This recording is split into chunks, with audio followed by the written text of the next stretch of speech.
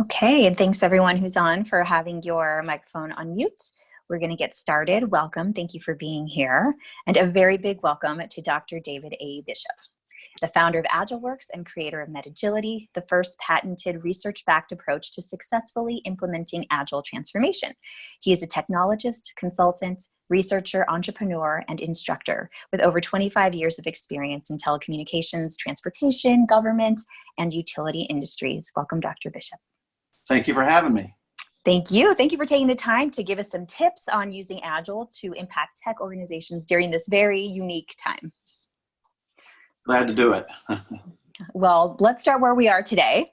Clearly, the world has seemingly changed overnight, and tech firms are feeling the squeeze between increases in demand, volatile changes in demand, suddenly working remotely, and of course, there's the emotional impact and the changing of home life that comes from dealing with a global pandemic. So what are you hearing from these firms about how this is all impacting their operations? Well, most tech firms are used to having people work from home, but they're probably not used to having everybody work from home all the time for such an extended period of time. And I think that has brought with it some challenges. Obviously, there's infrastructure challenges with VPNs and servers and that sort of thing, with everyone getting on at the same time. But more importantly, I think there's been some challenges with keeping teams organized and keeping in touch with teams on a regular basis. Not having that, not having that face time in the office at least once in a while. I think many people miss it emotionally. So not being able to stay connected with people, I think is,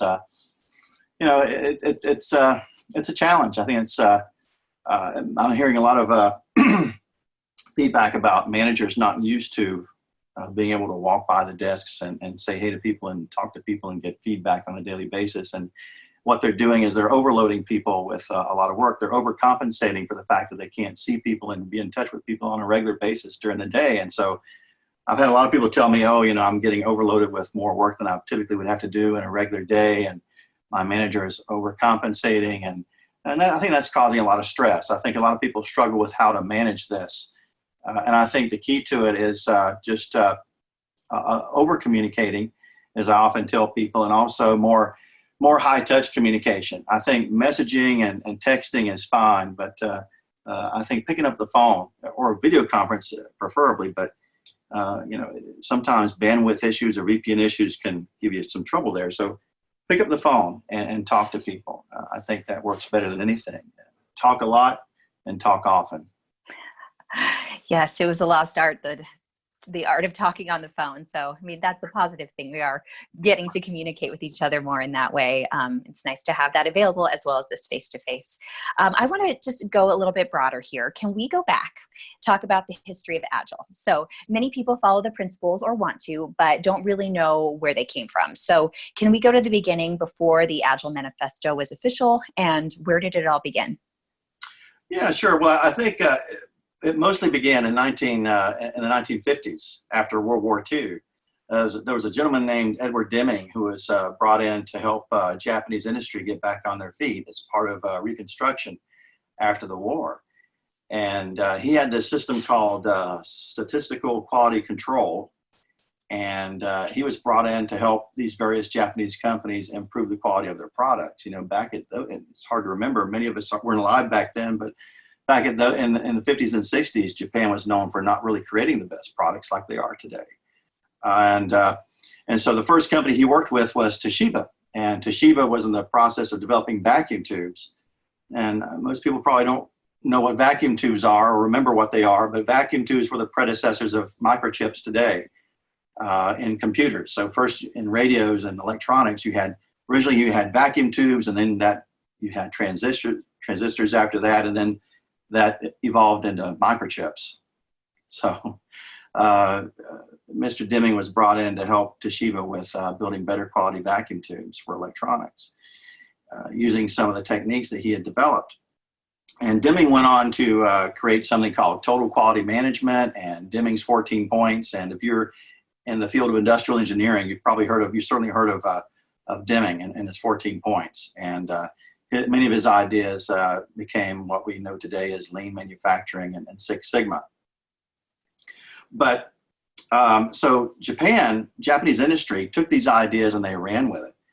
And they adapted their own version of it, so to speak. And in 1979, a couple of Japanese researchers published a study about the Toyota production system. And they talked about these concepts of Kaizen, continuous improvement, and collaborative teamwork, and suggesting improvements from within the team, as opposed to improvements coming always from down high, from management, and that sort of thing. And this technique of manufacturing was responsible for taking Toyota from making cheap tin can cars to becoming a premier automaker, world-class automaker throughout the world as we know it today. And they, dominated the market for a long time, and still do in many ways. And so, so these techniques have been proven to make companies very, very competitive. It worked for Toyota, obviously, and so many other companies have adopted these techniques to try and achieve the same kinds of results, market leadership. And in 2001, a group of scientists and specialists and industry leaders got together to develop the Agile Manifesto, which basically takes these lean manufacturing ideas of flexibility and leanness and adapts it to the software industry for software development. So that's where agility as we know it today comes from. And then prior to this, you had a different thread of development happening. You had, up until that time, software was developed with more of a stepwise process. As we know today, the waterfall process. And that came about in 1970 as part of the Apollo program. It was used to develop software applications for the moon landings. And so the software development, the waterfall process was slowly adopted and adapted by different government agencies, and then was adopted by private industry eventually. And so that's how software was developed for many years, from 1970 well into the 90s. And in the 90s, as we went through the dot-com boom and a lot of other technological changes in the high-tech industry, that method of developing software was just not good enough. It wasn't fast enough. It wasn't allowing us to move as fast as the technology was moving. And so there was a need for companies to become more competitive. There was a need to develop sort of an iterative way of developing software. And that's how agility came about, as a way to say, hey, let's look at what manufacturing is doing and adopt these ideas into the software industry. Yes. And so the landscape is very different today than when it first started. Of course, moving from software developments to products, right? So there's like the Internet of Things, smartphones, smart cars, homes. What did that do to the Agile community and the impact of implementation in those companies? Right. So as I often like to say, Agile is not just about, actually technology development as we know it today is not just about software anymore like it was for a number of years. It's more about devices. And as you said, that's where all the cool innovation is really happening today, is with devices. And these devices are composed of multiple components. They're composed of not just software, but they're also composed of firmware and hardware components. They're developed by different teams, sometimes by different companies, but at some point have to be released as one cohesive product. And those are what we refer to as embedded systems. And embedded systems include, like you said, the examples you gave: smart cars, smart meters, IoT devices, industrial IoT devices. It's very hard to develop these kinds of products in an agile way using pure agility as we know it, as specified by the Agile Manifesto and the principles that it espouses.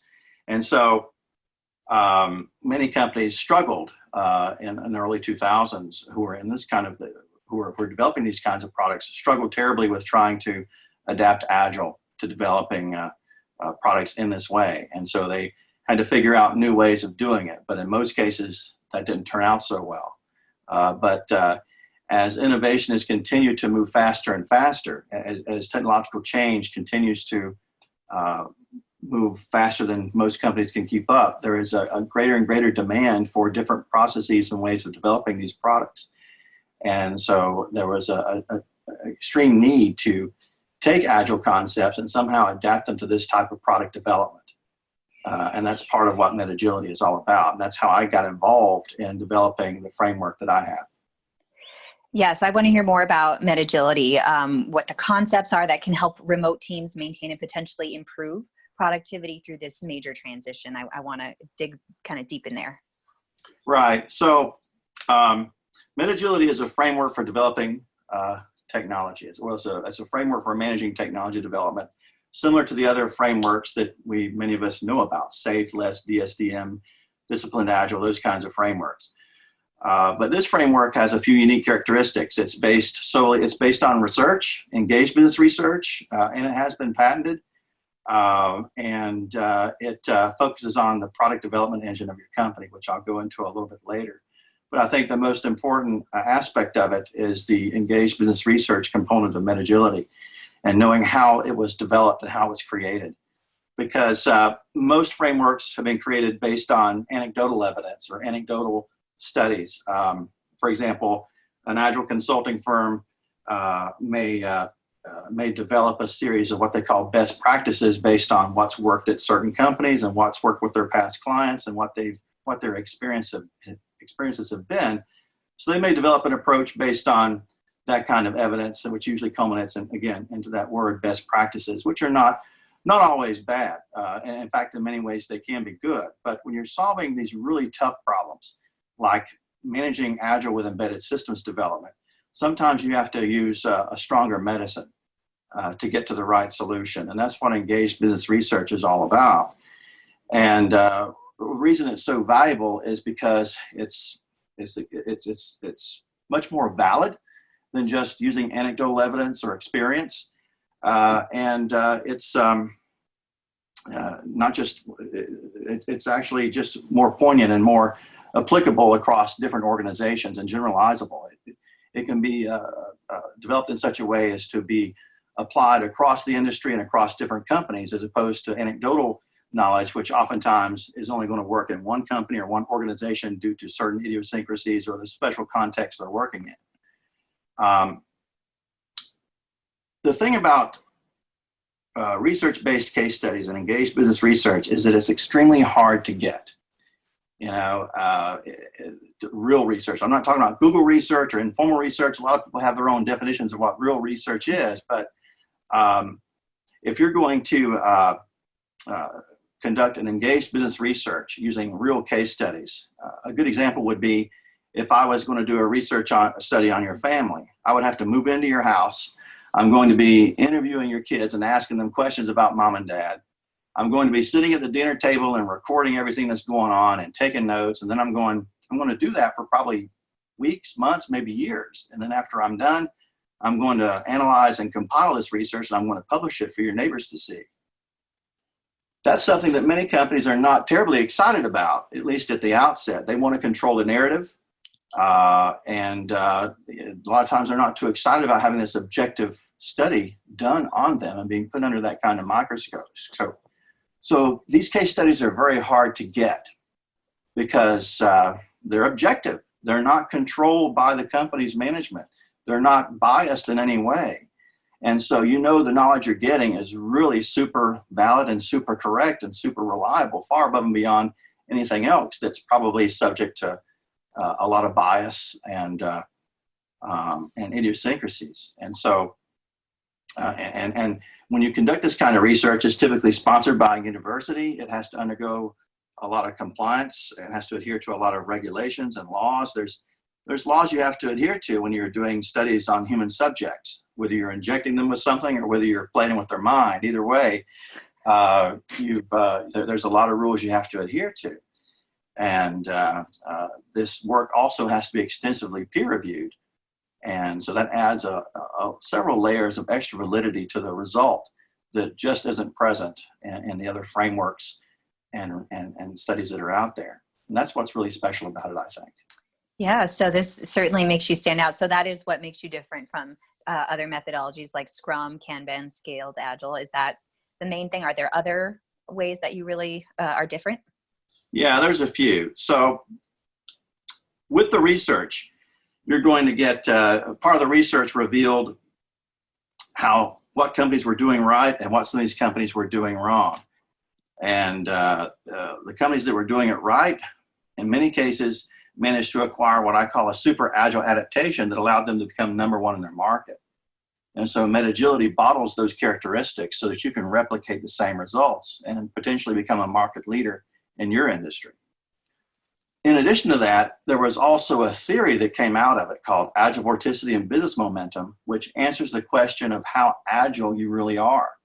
You know, that's one of the big questions in this industry is, okay, I've conducted an Agile transformation, but how did I do? I don't know how I did. How do I measure my success? How do I know how agile I am? And where do I stand? And if I know where I stand, how could I possibly improve? Metagility answers that question. I used a grounded theory method of qualitative analysis to develop this theory, which was, again, peer-reviewed and published by a number of different journals and proven based on our case studies to answer the question of how agile your company really is or your organization. And if you're not as agile as you'd like to be, what kind of things can you tweak to become more agile and to get there? And that's very, very powerful. And that's another value add of this type of research. And that is very much what the patent is based on. And that's something that the other frameworks don't have because, you know, if you're familiar with patent law, it's actually, you can't patent methods of organizing human behavior. That's not considered substantive enough to be patented, methods of organizing human behavior. And that is essentially what most of the frameworks are. And there's a lot of that in Metagility as well. But in addition to that, it has these new theories that add a tremendous amount of substance to the framework, as well as a methodology for managing embedded systems development to become number one in your market. And it gets very specific about that particular context, which has been probably the most challenging context in our industry today. And these are things the other frameworks don't do. Wow, that's pretty impressive. Thank you for sharing that. I want to talk about the book. So if somebody, you know, on this call picked up the book next week and started on step 1, what does that look like for them? Can you talk us through what changes they're making and tools they're using, and what are they going to be doing differently by using this? Well, I think the first thing they're going to be doing is they're going to learn about engaged business research.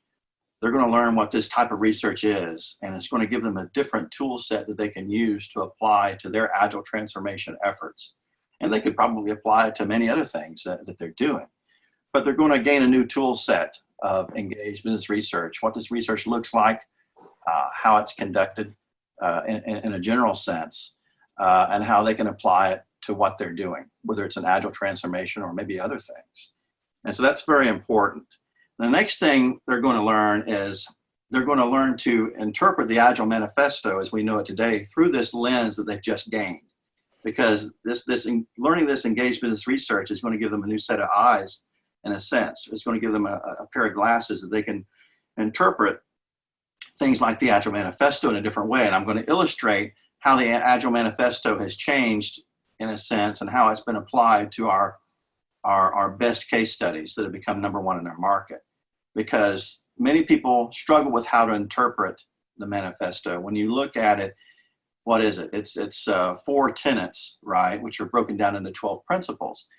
And they're more like, what was that line in that movie? There was a movie, I think it was Pirates of the Caribbean, where they talk about the Pirates Code, and they say, well, it's not really a set of rules, it's more like guidelines or something like that, right? That's kind of what the manifesto is. And so it's up to interpretation in many ways. And many people, because it is somewhat vague, and many organizations and Agilists and project managers struggle with the correct interpretation or the best possible interpretation. So this is going to give you a lens for making the interpretation that our most successful companies have made. And that's very important. The next thing they're going to learn is they're going to learn how to decide and determine what type of Agile implementation they should implement in their company. For example, you may want to take a pure Agile approach, or you may want to stick with waterfall. Maybe Agile isn't best for your company depending on the kind of products you're developing. Or you may want to adopt more of a hybrid form of Agile, which has been used in our embedded systems case studies. And so you're going to learn how to make that decision. You're going to get the tool set that's going to teach you how to do that. And then after that, you're going to learn how to actually implement whichever one of those you want to implement, typically, which in many cases will be hybrid agility, which is the unknown case for many people. That's where Metagility shines. You're going to learn how to actually implement that framework, that hybrid agile framework in the embedded systems context or the context of your organization, whatever it may be. For example, we hear a lot about interconnections and interactions with Agile. I think that's one of the principles, right? People and processes, people over tools and processes, right? It's all about interactions, but we don't know what those interactions are. What are they?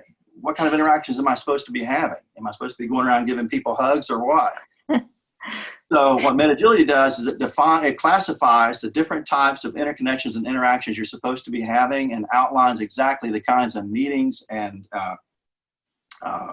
touch points that you're supposed to be have within your teams and with your PMO office. The same types of touch points and metrics that and meetings and interconnections and interactions that our most successful case studies used, and you're going to be able to implement that and replicate it in your company. And then again, I touched on metrics. You're going to talk about what type of metrics you're going to implement. You're going to learn how to organize your teams. You're going to learn all the characteristics that made our best case studies #1 in their market. So you're going to gain all those learnings throughout the Agile transformation process, from your PMO office, your metrics, the interconnections and interactions you're supposed to have, like your meetings and all that stuff, your standard. And then you're going to learn about, well, how do I organize my teams, and how do I actually transform the people's minds and the way they think, and all this stuff, and how do I sell this to executives, and how do I manage the business in an agile way, because it's more than just a development process, it's a new way of doing business. So the book takes you through step by step on how to do that, from at the top, starting with the manifesto and engaged business research, all the way down to the details at the team level. That's pretty comprehensive. I want to go back a little bit to the hybrid agile implementations. Do you have any examples, or what it looked like in some of the companies you observed for the case studies? And what can the practitioners and leaders on this call learn from what you learned from those companies? Well, there's hybrid agile implementations have gotten kind of a bad rap, because when people think of a hybrid agile waterfall process, there's a lot of negative connotations to that, because they think of agile or scrum or fall. Oftentimes it's the result of a failed agile transformation, where people tried to transform into agile and they backslid, and they ended up with this agile scrum or fall type of situation. But our case studies and our research show that hybrid agility is not a bad thing. In fact, in certain contexts and in certain situations, it can help companies become #1 in the market. It actually can be the best way to adapt to agile. But it has to be right for your context. The book and the courses and the framework helps you make that decision. But what it looked like in our best case studies, there were several characteristics, but many of our best case studies still used Scrum.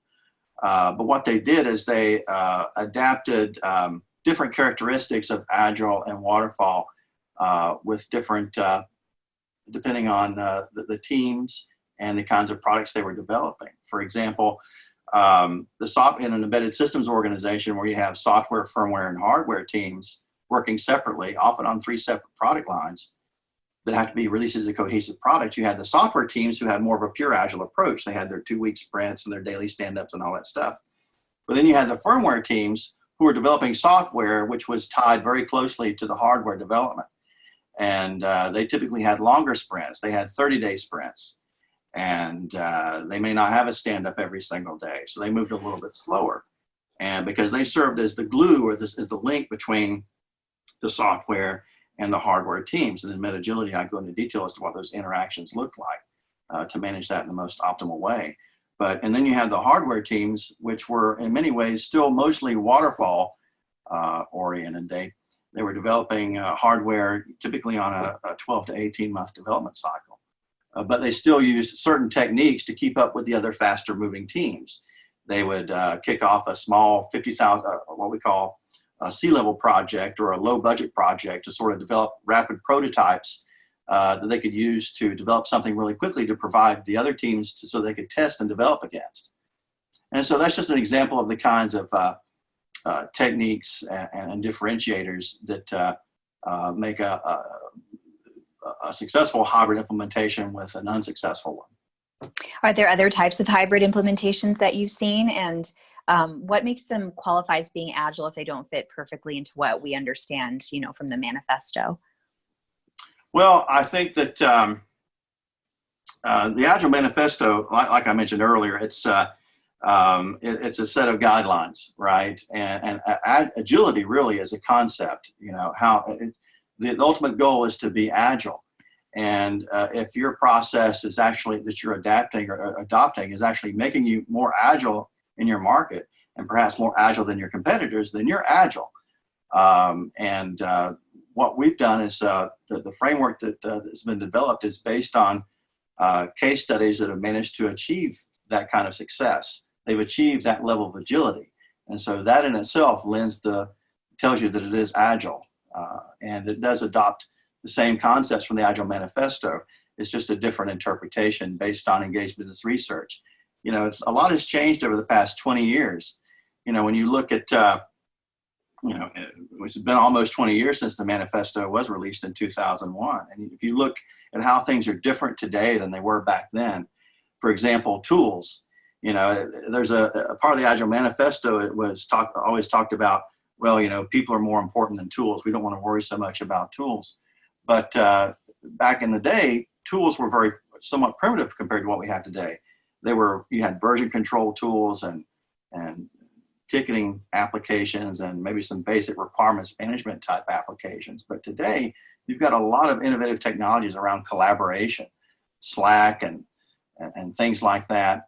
And so tools have become a way to help you become more agile. Tools are not necessarily a bad thing.